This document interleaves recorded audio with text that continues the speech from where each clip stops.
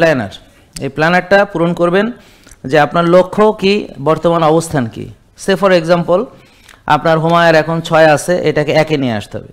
তার জন্য করণীয় কি কি করতে হবে সেটা আমরা বুঝিয়ে বলবো যে এই খাবারগুলো আপনি খাবেন, ব্যায়াম করবেন, রোজা রাখবেন, ঘুমাবেন ভালো, মানসিক প্রশান্তির চর্চা করবেন, শ্বাসের ব্যায়াম করবেন, কফি এনামা করবেন, ঘাসে হাঁটবেন, রোদ লাগাবেন, নিজেকে সময় দিবেন, ইনশাল্লাহ আস্তে আস্তে আস্তে আস্তে এটা উন্নতি হবে। ঠিক একইভাবে টিজি বেড়ে গেছে, এইচডিএল কমে গেছে, টিজি এইচডিএল রেশিও বেশি, এটা আপনার 2-এর নিচে থাকতে হবে। তো আপনার আছে এখন ধরেন 5, রাখতে হবে 2-এর নিচে। কিভাবে আমরা বলে দিব। সিআরপি প্রদাহ আছে আপনার এখন 10, রাখতে হবে 3-এর নিচে। তো এইভাবে আপনাকে এই টার্গেট কি কি আপনার টার্গেট, যেমন আপনার ভিটামিন ডি এখন 16 বা 20 বা 25 30 আছে, এটাকে 90-100 বানাতে হবে। ইনসুলিন আপনার 22-23 আছে, সেটাকে আপনার 4 বা 3-এ নিয়ে আসতে হবে। সুগার আপনার কারো কারো একটু বেশি আছে, সেটাকে কমিয়ে আপনার 5-6-এর ভিতরে নিয়ে আসতে হবে।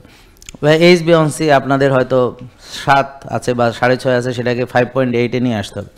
এইভাবে আপনাদেরকে পার্সোনালাইজড অ্যাকশন প্ল্যান দেওয়া হবে।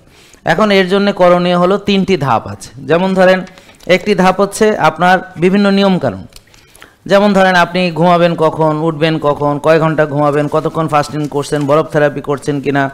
তো ডাক্তার একটা অংশ আপনাদেরকে বুঝাবে, সেটা হলো জীবন আচরণের অংশ, যে এই যে সুস্থতার যে পরিকল্পনাগুলো ডাক্তার আপনাদেরকে বুঝাবে, সুস্থতার পরিকল্পনা। এরপর হচ্ছে খাদ্যের পরিকল্পনা, পুষ্টিবিদ বুঝাবে পরের চ্যাপ্টারে খাদ্য যে পরিকল্পনা, আর হলো জিমের পরিকল্পনা বা ব্যায়ামের বা ফিটনেসের পরিকল্পনা। এই খাদ্যাভ্যাসের পরিকল্পনা এটা হচ্ছে পুষ্টিবিদ বুঝাবে, আর ওই যে ফিটনেসের যে পরিকল্পনা এটা হচ্ছে জিমের ট্রেনার, ওরা বুঝাবে।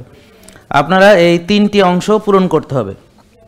ধরেন আপনি কি কি ব্যায়াম করেছেন, কতটুকু করেছেন, কি করেছেন, খাওয়া দাওয়া কীভাবে কি খাচ্ছেন প্রতিদিন, বা কতক্ষণ খাচ্ছেন, কতক্ষণ খাচ্ছেন না, কোন খাবারগুলো খাচ্ছেন, আপনাদের শেখানো হবে, আপনারা এটা পূরণ করবেন। আর কি কি নিয়ম মানছেন বা মানছেন না সেগুলো পূরণ করবেন। তারপরে 1 মাস পরে আবার এসে দেখবেন, রিভিউ করবেন যে আপনি কতটা উন্নতি হলো। কারো 1 মাসে যাদের ওজন বেশি, কেউ বলছে আমার 10 কেজি কমেছে, কেউ বললো আমার 3 কেজি কমেছে। কয় কেজি কমেছে বিষয় না, বিষয় হলো আপনি মানতেছেন কিনা সঠিকভাবে।